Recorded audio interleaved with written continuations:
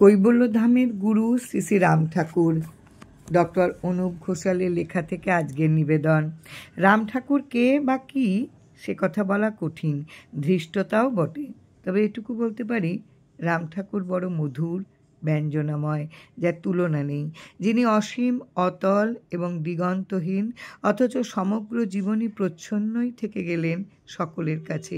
যদিও ভাগ্যবান কেউ কেউ ঠাকুরের ঐশ্বরিক মহিমা অবগত হবার সুযোগ পেয়ে জীবন ধন্য করেছিলেন।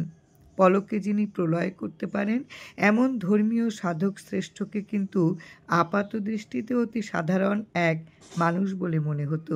পিপাসিত যারা, তাদের তৃপ্ত করতে উপযুক্ত বিষয়বস্তু ও রসসিক্ত উপমাময় বাক্য যার শ্রীমুখ থেকে শোনা গেছে, তিনি দেহে যতদিন ছিলেন ততদিন অচিন বৃক্ষের মতন অধরাই থেকে গেছেন।